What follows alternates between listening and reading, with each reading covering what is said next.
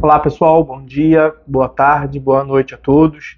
Hoje nós vamos tratar de uma questão relacionada ao direito dos animais, vamos assim dizer. Na verdade, o direito das coisas, né, mano? Responsabilidade pelo adimplemento das dívidas inerentes a um bem, relacionado a uma extinção de união estável, mas envolve os animais. Eu estou falando do recurso especial 1944228. Então, RESP 1.944.228.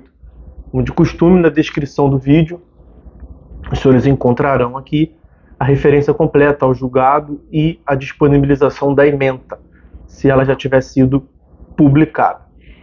Bom, vamos lá. Os senhores sabem que nem tudo é processo, né? Vamos tratar desse aspecto aqui um tanto quanto relevante, apesar de em alguma passagem também abordar as questões relacionadas à prescrição. Eu sei que não é de processo, mas tem uma relação imediata com o processo. Bom, o que nós temos aqui? Uma união estável, que durou lá seu certo período de tempo, e durante a constância da união estável, os companheiros adquiriram 6 cachorros. E estava tudo lindo, maravilhoso entre os 8, né, os 2 companheiros e os 6 cachorros, até que deu-se a dissolução da união estável ocorrida em 2018.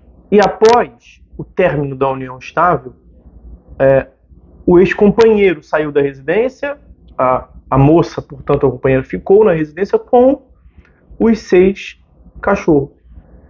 E rompeu-se qualquer vínculo do ex-companheiro com a residência, com a ex-companheira e com os cachorros. Eles nunca mais se encontraram.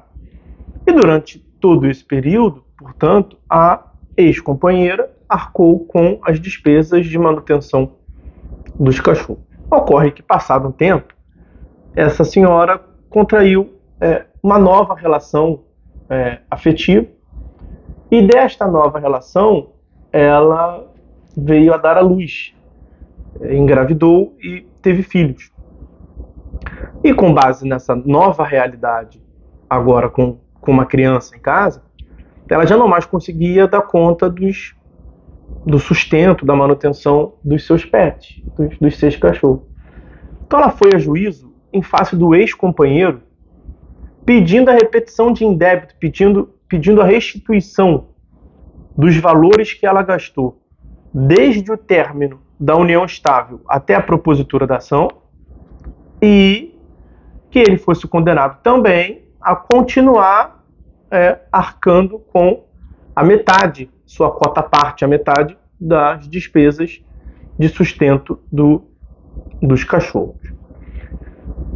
No tribunal local, em São Paulo, tanto o juiz de primeira instância quanto o Tribunal de Justiça, quer dizer, o tribunal manteve a sentença. E a sentença foi de parcial procedência. Por que parcial procedência? Porque o juiz e o tribunal reconheceram a prescrição. A prescrição, segundo o tribunal local, seria de 2 anos. E seria de 2 anos baseado no artigo 206, parágrafo 2º do CPC, no inciso na parte que fala de direito prestações alimentares. Então equiparou o sustento, a dívida relacionada ao sustento de um cachorro a uma dívida alimentar.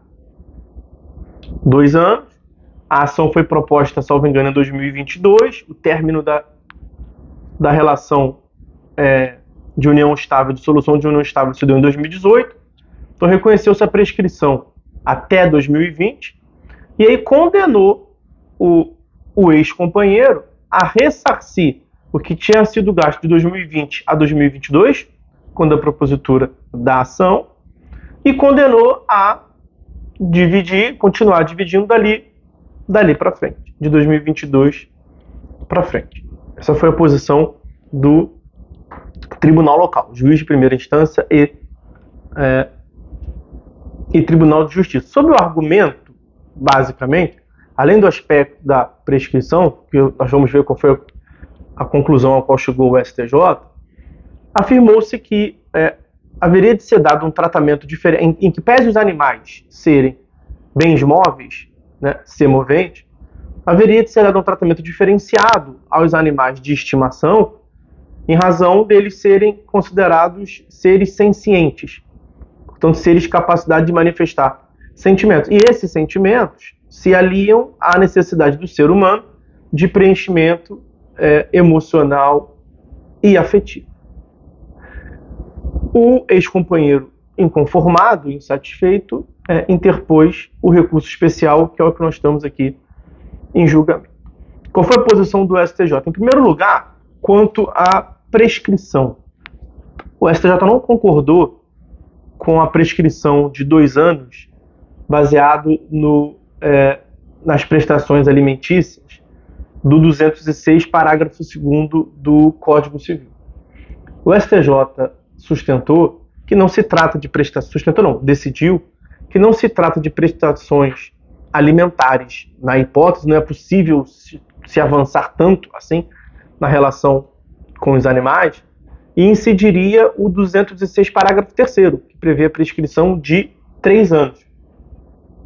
A prescrição seria de 3 anos porque a pretensão, nesse caso, seria de ressarcimento de enriquecimento sem causa.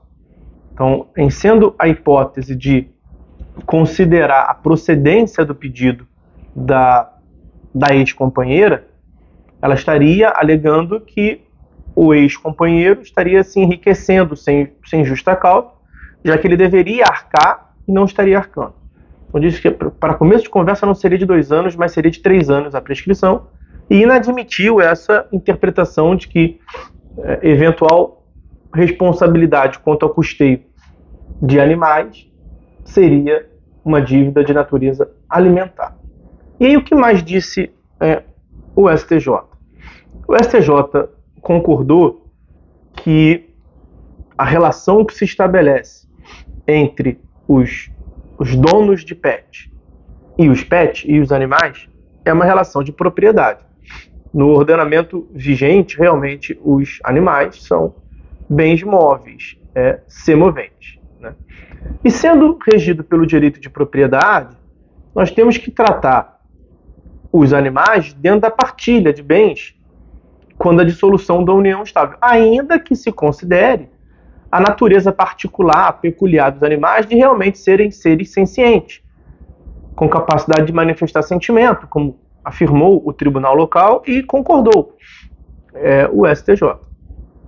E aí, dando um passo além, o que disse o STJ? Olha, durante a união estável, com base no artigo 1315 do Código Civil, não há dúvida de que as despesas com o custeio de subsistência dos animais é uma obrigação do casal. Do casal que representa a união estável. Porque ambos detêm a condição de dono. Com o término da união estável, com a dissolução da união estável, tem que ser analisado como é que se deu a partilha dos bens.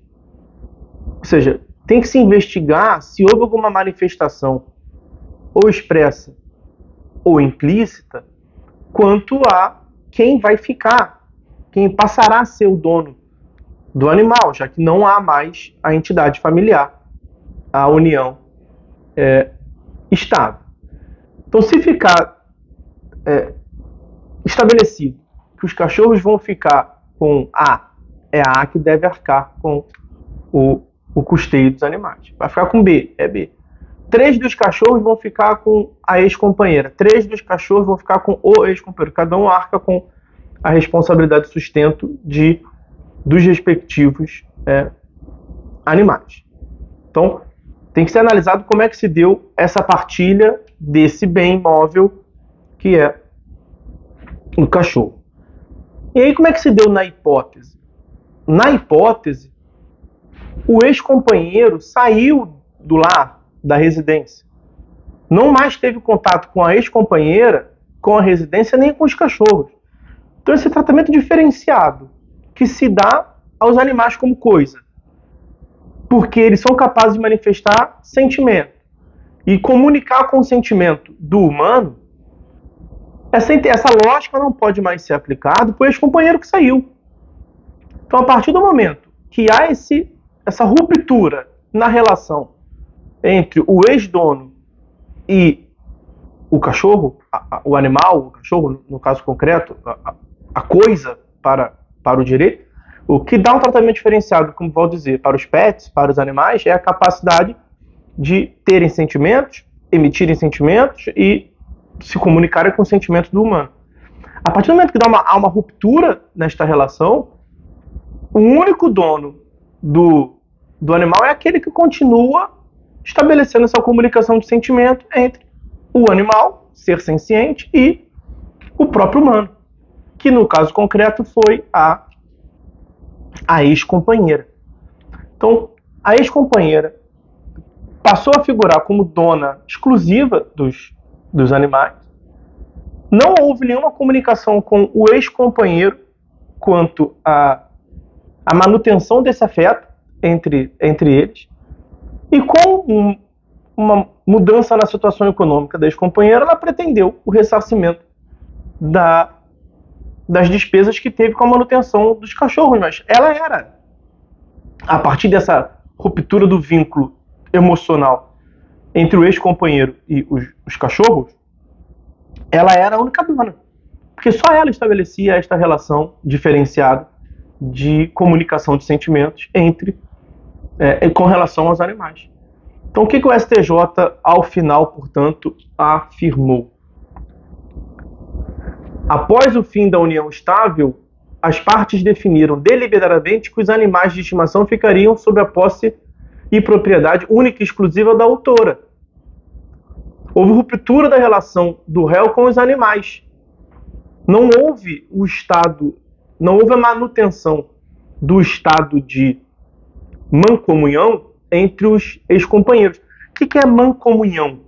Mancomunhão, meus amigos, é o exercício simultâneo e conjunto de propriedade pelos ex-companheiros, ou ex-cônjuges, no caso ex-companheiros, em relação aos bens do casal enquanto não operada a partilha. Artigo 1315 do Código Civil e seguintes vão disciplinar. Então, em estado de mancomunhão, o bem pertence aos dois nubentes. Mas um só está usando, fruindo, exercendo os poderes de posse em relação a esse bem. É possível que o outro coproprietário seja indenizado, abatido aí, portanto, as despesas que o ex-companheiro que se utiliza do bem veio a arcar. Perceba que se fosse a hipótese de tratar de ressarcimento das despesas da ex-companheira, haveria um campo ainda para discussão quanto à indenização ao ex-companheiro da utilização exclusiva pela ex-companheira de um bem que é do casal. O STJ não enveredou por esse caminho. O STJ afirmou que não se trata de estado de mancomunhão. Os pets não se encontravam em mancomunhão. Então, ele não pode exigir indenização pela fruição exclusiva por parte dela, e ele não fez, e ela não poderia fazer o que fez, pedir dele a divisão quanto às despesas do casal. Portanto, em conclusão, a conclusão a que se chegou é que não é possível aplicar, por analogia, as disposições acerca da pensão alimentícia baseada na filiação e regida pelo direito de família aos animais de estimação adquiridos durante a união estável. Beleza? Então essas as considerações que eu queria fazer com os senhores nesse nosso encontro de hoje. É isso. Então, por hora é só. Fiquem com Deus e até a próxima.